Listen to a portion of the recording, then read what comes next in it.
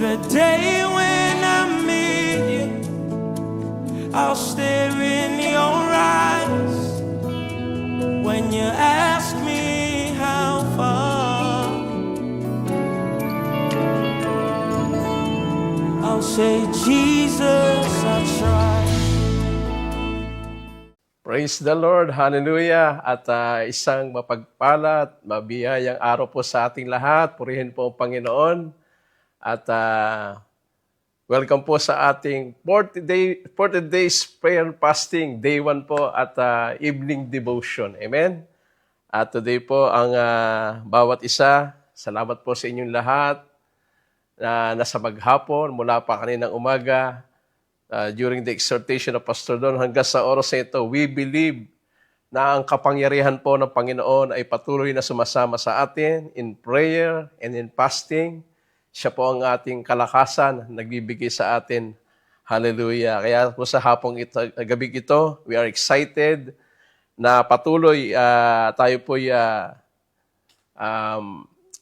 exhort po natin yung kanyang salita. Ano? At today po, ang araw-araw po natin as Christ the God-man. Amen. Hallelujah. No?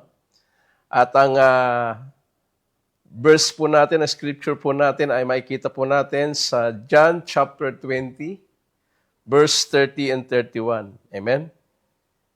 At ang sabi po dito, and many other signs truly did Jesus in the presence of His disciples, which are not written in this book, but these are written that you might believe that Jesus is the Christ, the Son of God, and that believing you might have life through His name. Praise God. Hallelujah. Amen. Minsan po, tayo po ay manalangin sa gabing ito. Hallelujah. Ramashika rababahanda rabahaya, harabahanda rabahanda rabashika rabahaya. Hallelujah, hallelujah, hallelujah. Let's close our eyes and bow our head. Panginoon, Heavenly Father, maraming salamat po sa umaga, sa hapon at sa gabi, Panginoon, ng biyaya mo ng kalakasan. Father, we thank you for your love, your grace, in your truth.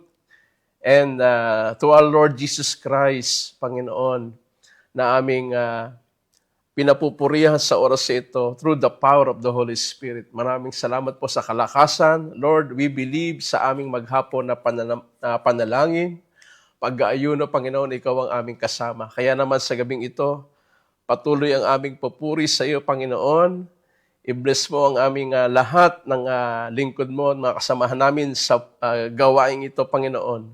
We believe na sa maghapon, Panginoon, ang iyong kapangyarihan ay naranasan namin. And patuloy, Lord, na sa gabing ito, let the continuous manifestation, the power, and the glory of God be upon us. Lord, I speak of your wisdom. I speak of your great revelation tonight. I-humble mo po ako, Panginoon, sa iyong, at itago mo po ako sa iyong banal na krus, Panginoon, at tunay na mahayag lamang, Panginoon, the power of your word, the goodness of our Lord Jesus Christ, and the power of the Holy Spirit, Panginoon, na sumasama sa amin, the revealer of all truth, Panginoon. Marami pong salamat. Salamat sa buhay ni Pastor Don, si Pastor Alani, at lahat po ng aming mga kasamahan, Panginoon, sa panambahan na ito. Minsan pa, Panginoon, tinataas namin sa iyo lahat ng papurit pasasalamat, mataas sa pagsamba. In the name of Jesus Christ we pray. Amen and amen. Hallelujah. So, salamat po sa buhay po ni Chris Aquino Quilome na atin pong pinagmulan po ng atin itong pinag-aaralan natin, ang Rhapsody of Reality. Hallelujah. Kaya po dito sa binasa po natin, Christ the God-man. Amen. Sabi po dito, from our theme scripture, we see the purpose which the Holy Scriptures were written. It's so we might believe that Jesus Christ is the Son of God. Alam niyo po, the very purpose pala ng salita ng Diyos, the Word of God, or ang the Bible na ating binabasa sa panahon natin ngayon, is not only to read it, hindi lamang para magkaroon tayo ng information. Amen? Hindi lamang pala mayroon tayong magkaroon ng kaalaman. But the most important thing, it's so that that we might believe in Jesus Christ, the Son of God. Amen? Hallelujah. Purihan Panginoon. This is the one most of the amazing truth, amen, revealed to us in the entire Word of God. No? But then, what does expression, this is the Christ really mean? Ano nga ba yung talagang kahulugan ng Jesus is the Christ? What's the meaning of Christ? Kaya dito po sa pinag-aralan natin sa maghapon, ito yung mineditate po natin. First, we understand that Christ is the English translation of the Greek word Christos, which is itself the translation of the Hebrew word Messiah. Amen? Messiah means yung tagapagligtas. Amen? But beyond that, the real meaning of Christ is the God-man. Amen? That is in the human flesh. It is the reason Christ is also called the Son of God. Amen? So, pag sinabi po natin, when we say Jesus is the Son of God, it doesn't mean God gave birth to Jesus in the same way human fathers give birth to son. Alam niyo po, maraming maraming misconception. Minsan nga, parang lumalabas, marami pang namimilyoso po doon sa sa pagkakaalam natin na ito, hindi daw po na ang ating Ama sa Langit ay nagbigay ng sa kanya nang galing. He gave birth to Jesus in the same way human same way yung human po ay pinapanganak yung kanilang anak. Kaya sabi po dito,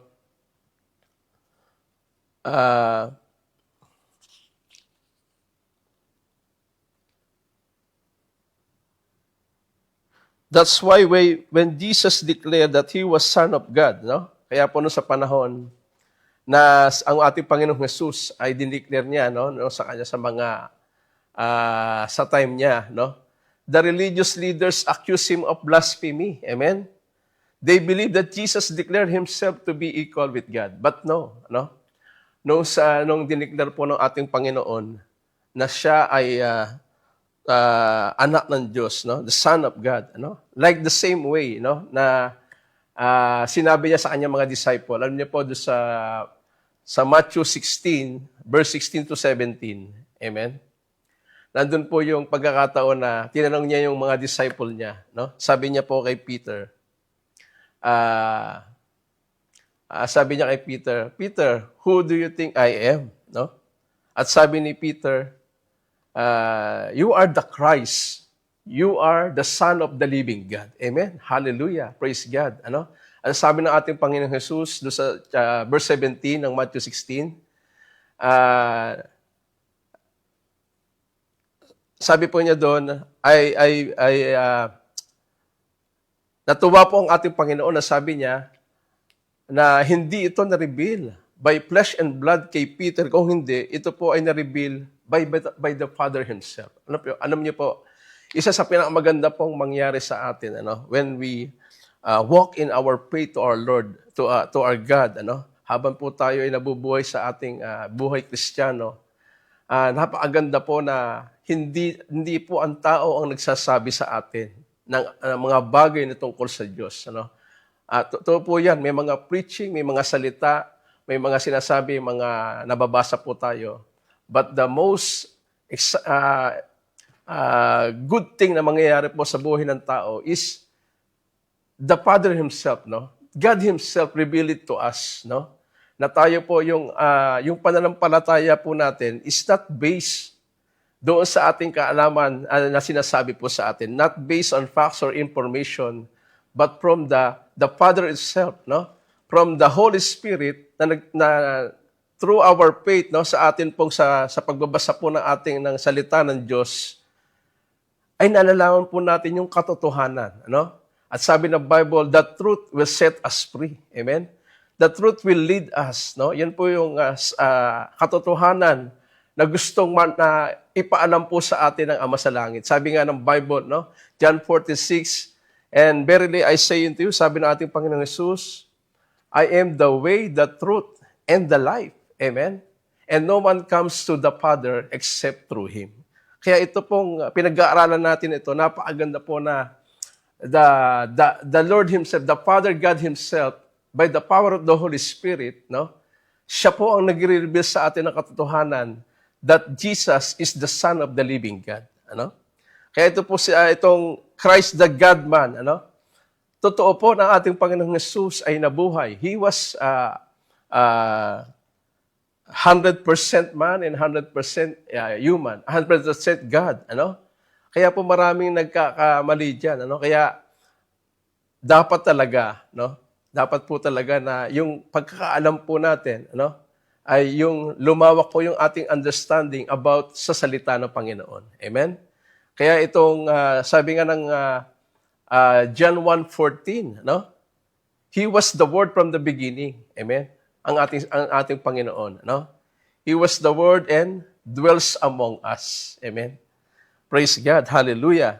Kaya ito pong sinabi rin niya similarly in John 10, verse 30, I and my Father are one, which prompted the Jewish leaders to pick up stone to him. No? Kaya po, na-open po yung mga religious leaders. Actually po, sa panahon natin ngayon, it's the same thing that happened. No? May mga tao, may mga other people, religious people na ma-encounter po natin na when we say that Jesus is the Son of the living God, ay hindi po sila maniniwala. No? But pray to the Father na kung yung revelation po sa atin, ano, yung pananampalataya po natin, ay ganun din po yung malaman po ng karamihan. No? This is the knowledge actually. No? Sabi po dito, but Jesus wasn't making himself equal with God. He is the Word Himself of God. Amen? He was the Word Himself. Amen? Siya po yung salita. God in human flesh. Amen? So this is the knowledge. No? This is the knowledge of that God wants you to have. No? At yung knowledge siya nagiging wisdom po natin. Amen? Nagiging, yun po yung karunungan. No? Sabi nga ng Bible, the fear of the Lord is the beginning of wisdom. Amen? Kaya yung submission po natin sa Panginoon, ano, when we submit ourselves to God, doon po papasok yung katotohanan, yung revelation ng banal na Espiritu, no? The truth of God that will going to reveal to us. And I believe sa maghapon po na ito, no? May mga revelation, may mga salita ng Panginoon na ipinagkaloob po sa atin. When we pray and fast, no? Something good is going to happen. Naniniwala tayo sa maghapong ito, no? That God reveals Himself to us. Amen? So sabi ko, He tells us that what will happen when you believe this, no? You'll have life through His name. Alam niyo po, this is the very truth that God wants us to know, no? That in Jesus' name, amen, sa ating Panginoong Jesus, no? Yung sinasabi natin, Christ, the God-man, na walang iba kundi siya rin yung ating Lord and Savior of our life, no? What is life, no? The God life. Amen? Sabi nga ng John 1 verse 4, no? In him was light, and that light was the life of men. Amen? Mula po sa kanya, sa ating Panginoon Jesus, yung liwanag na yon na nanggaling, no? Because Jesus is the light. Amen? Siya po yung liwanag ng ating buhay, no? From that light, was the light of men. Kaya po, sabi nga doon sa binasa natin sa John 20:30-31, ano? Na ang scripture po ay naisulat, no? But these are written that you might believe. Amen? Tayo daw po ay maniwala, no?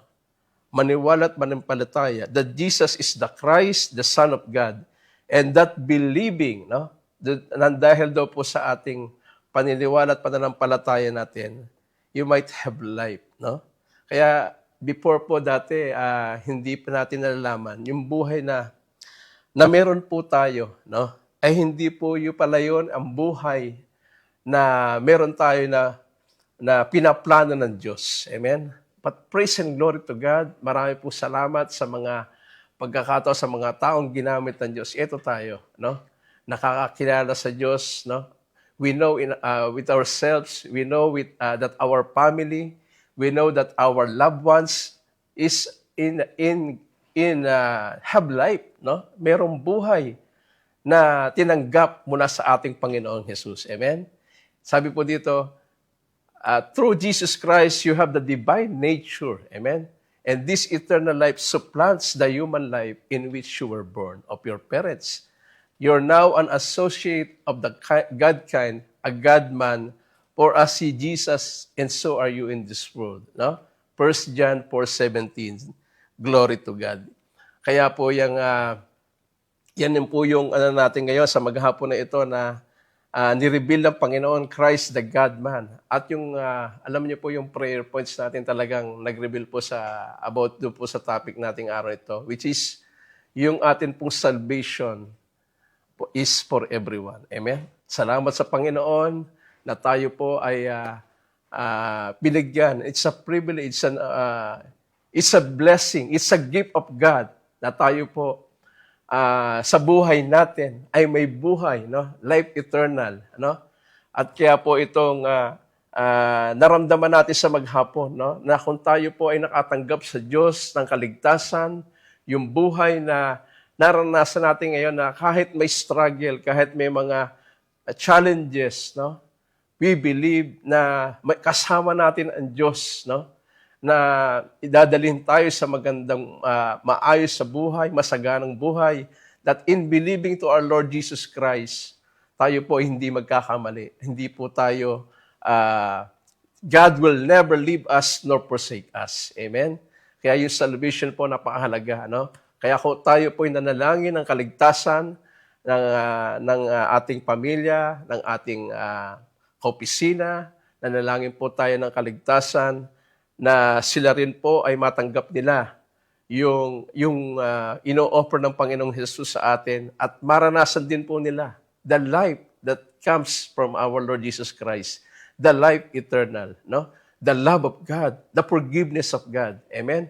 Through believing to our Lord Jesus Christ. Hallelujah. Purihin po ang Panginoon. Amen? Kaya po sa hapong ito, patuloy po tayo ay mananalangin. Hallelujah. Patuloy na samahan tayo sa maong gabi, sama-sama sa ating panalangin ng katagumpayan ng maghapong ito in day 1 of our 40 days prayer and fasting. Ang Diyos po ay patuloy nagbibigay sa atin ng kalakasan. Amen? Samahan niyo po ko sa prayer. Amen? Dear Father, thank you for the blessing of eternal life through Jesus Christ. I believe He is the Christ, the Son of God, through whom I have and live the God life.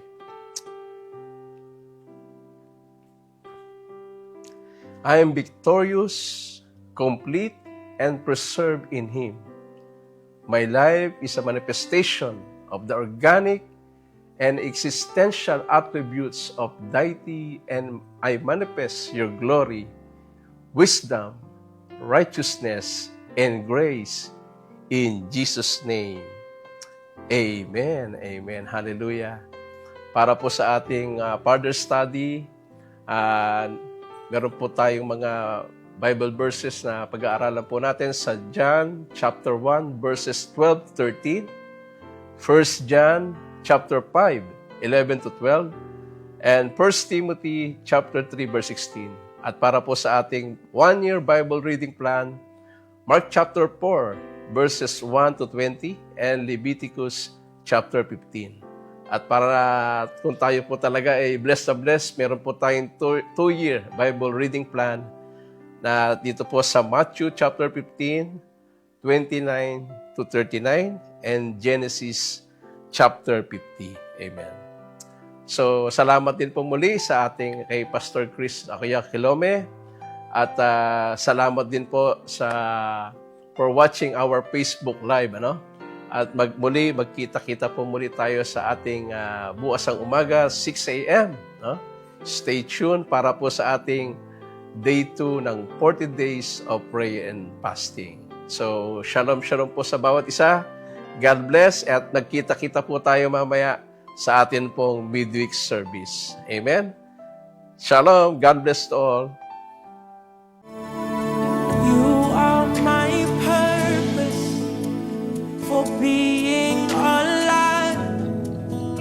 All the glories of this world do not compare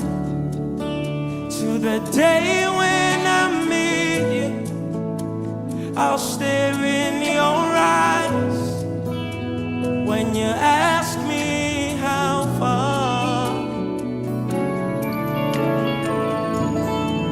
I'll say, Jesus, I tried.